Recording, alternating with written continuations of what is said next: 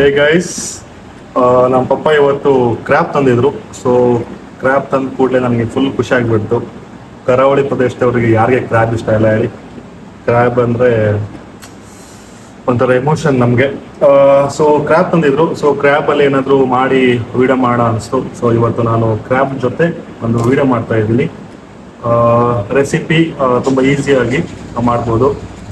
ಎಲ್ಲರಿಗೂ ಕ್ರ್ಯಾಬ್ ಅಂದರೆ ತುಂಬ ಕಷ್ಟ ಮಾಡೋದು ಅಂತ ಅಂದ್ಕೊಂಡಿರ್ತಾರೆ. ಕ್ರ್ಯಾಬ್ ಬಿಕಾಸ್ ಅದು ಕ್ಲೀನ್ ಮಾಡೋದೇ ತುಂಬ ದೊಡ್ಡ ಪ್ರೊಸೆಸ್ಸು. ಕ್ಲೀನಿಂಗು ತುಂಬ ಈಸಿನೇ ಆ್ಯಕ್ಚುಲಿ ಕಲ್ತ್ಬಿಟ್ರೆ.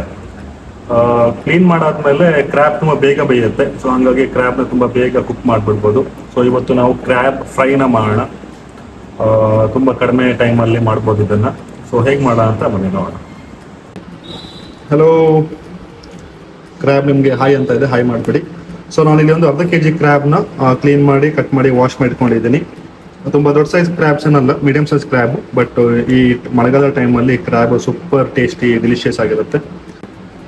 ಇದ್ರ ಜೊತೆ ನಾನು ಒಂದು 15 ಬ್ಯಾಡಗಿ ಮೆಣಸು ತೊಗೊಂಡಿದ್ದೀನಿ, ಒಂದು ದೊಡ್ಡ ಗಾತ್ರದ ಈರುಳ್ಳಿ, ಒಂದು ಸ್ವಲ್ಪ ಶುಂಠಿ, ಒಂದು 8ರಿಂದ 10 ಬೆಳ್ಳುಳ್ಳಿ, ಒಂದು ಸಣ್ಣ ಗಾತ್ರದ ಹುಣಸೆ ಹಣ್ಣು, ಸ್ವಲ್ಪ ಕರಿಬೇವು ತೊಗೊಂಡಿದ್ದೀನಿ.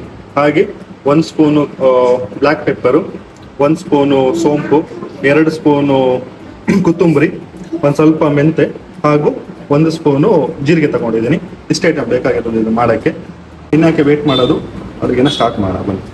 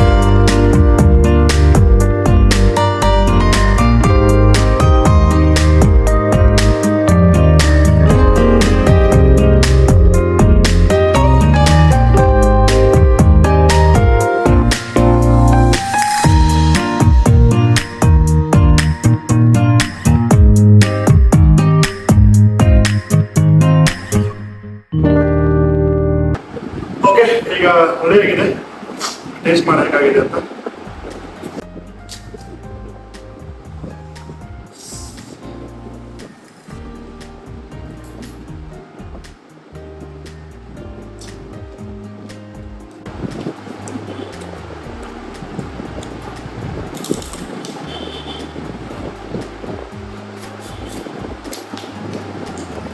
ಸಕ್ಕತ್ತಾಗಿ ಬಂದಿದೆ. ಇದನ್ನು ನೀವು ಟ್ರೈ ಮಾಡಿ, ನನಗೆ ಹೇಗಾಗಿದೆ ಅಂತ ಕಮೆಂಟ್ ಬಾಕ್ಸಲ್ಲಿ ತಿಳಿಸಿ. ಹಾಗೆ ನಮ್ಮ ಚಾನಲ್ಗೆ ಸಬ್ಸ್ಕ್ರೈಬ್ ಮಾಡಿ, ವಿಡಿಯೋ ಇಷ್ಟ ಆದರೆ ಇದನ್ನು ಶೇರ್ ಮಾಡಿ, ಕಮೆಂಟ್ ಮಾಡಿ. ನೀವು ಎಷ್ಟು ನನಗೆ ಲೈಕ್ ಮಾಡ್ತೀರಾ, ಶೇರ್ ಮಾಡ್ತೀರಾ, ಕಮೆಂಟ್ ಮಾಡ್ತೀರಾ, ಅಷ್ಟು ನನಗೆ ಜಾಸ್ತಿ ವೀಡಿಯೋಸ್ ಮಾಡೋಕ್ಕೆ ಮೋಟಿವೇಟ್ ಮಾಡಬೇಕಾಗುತ್ತೆ. Thank you.